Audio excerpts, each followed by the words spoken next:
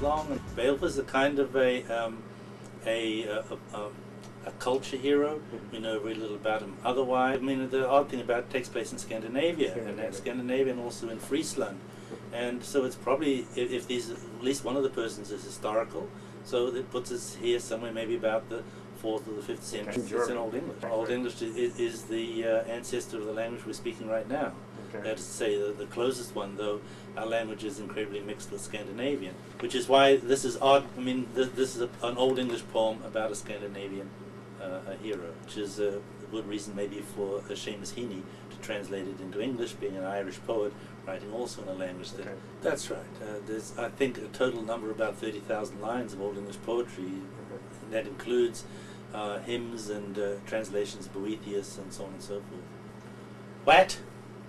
We gardena in Jerdachum Theodkuninga, Thrum Jufrunon, Hu da Ethelingers Ellen Fremedon.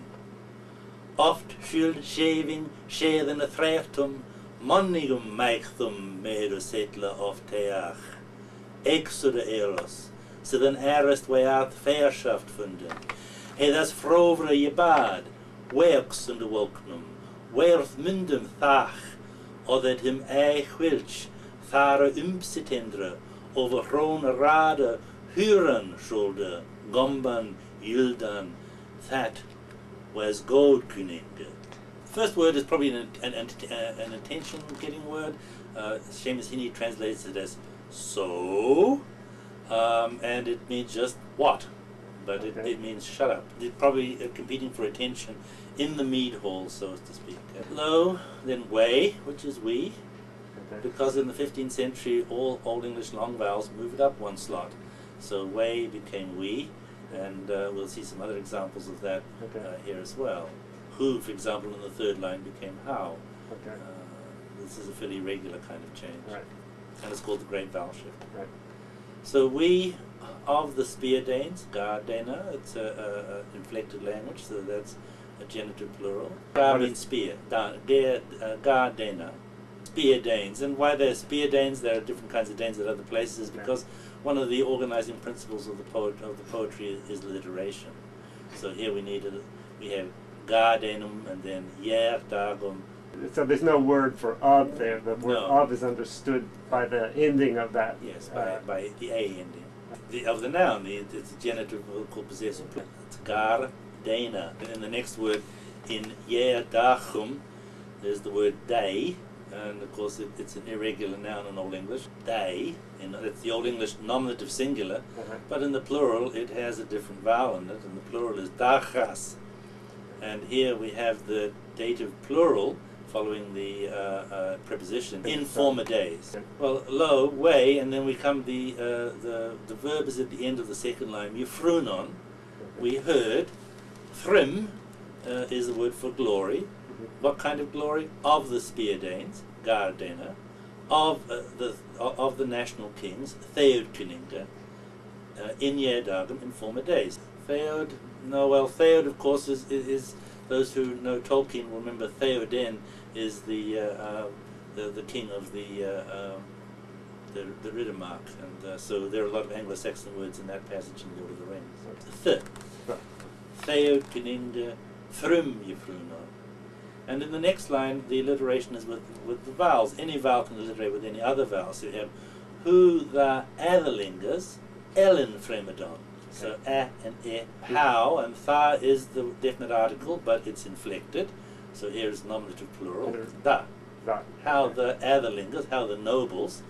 And the as ending tells us it's also the plural.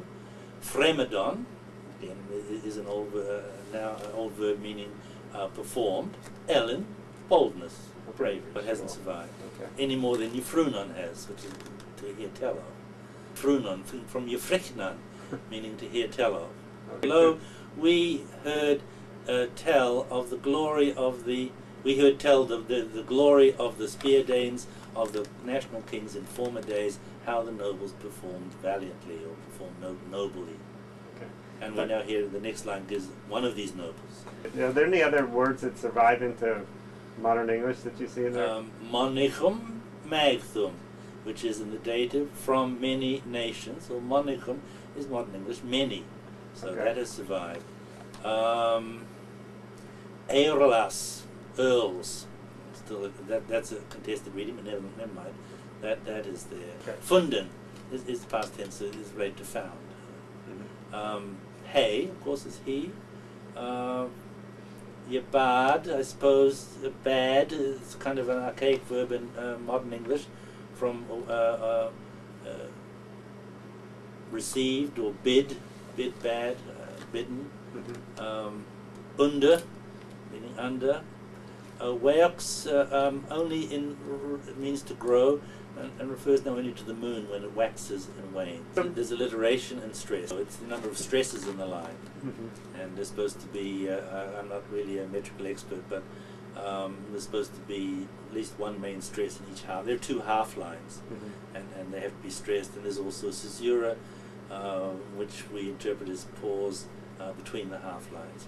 The half lines are connected by alliteration. There's no rhyme, at least not in this particular poetry. There's no concept of the foot. As far as my experience would suggest that it was probably delivered in an elevated style, which probably means it was chanted.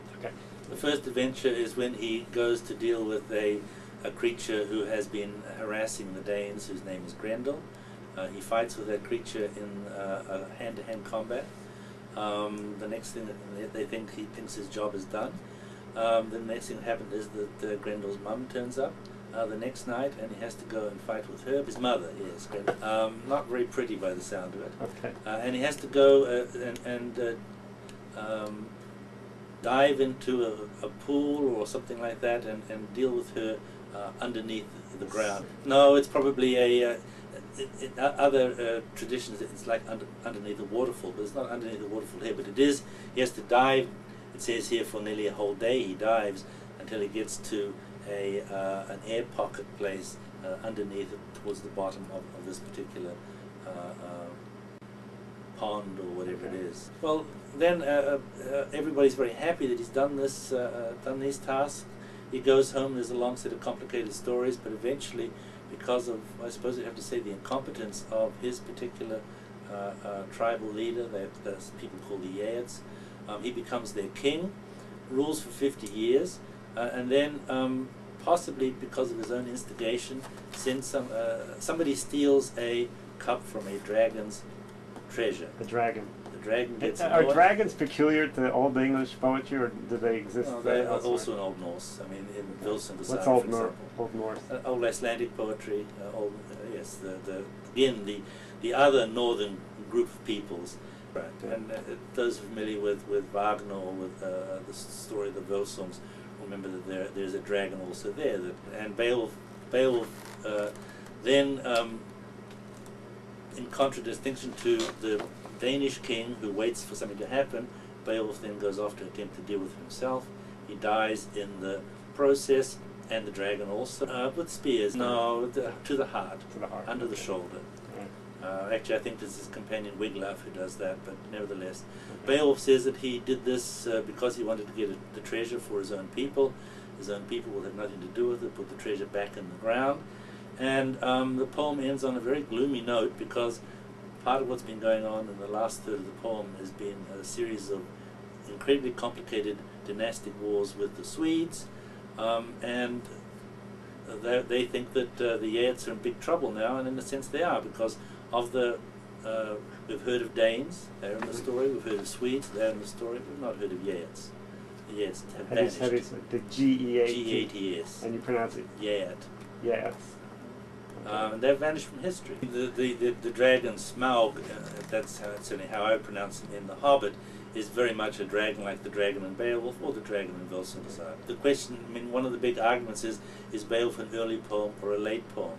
And I can only argue that it's a late poem because it did not mean, so we say sometime in the 9th century, no, 10th century, because it didn't have time to influence anything. Had it been a very early poem, it would surely have left traces. Right, the manuscript was in with a bunch of other stuff, and no one really knew what it was. There was, in 1711, I think it was, a little earlier, there was a catalogue of Icelandic manuscripts which mentions this Danish poem, published at the early part of the 19th century. So it wouldn't have had any influence on Shakespeare or Milton, or any kind of, even romantic poetry wouldn't? Nothing, not even any influence on Middle English, so nothing. Okay. What way gara dana in year tachum theud kuninga frum I frunon who the adelingas ellen fremedon oft schild shaving schervena threatum monigum maegdum meru settler of teach exode elos sudan erst werth verschaft funde Eddas frovre je bad, werks under wolkdom, werth mundum thach, of het him wilsch, fare umsitendra, over kroonrade, huren shoulder, gomban yildan, that was gold kuningen.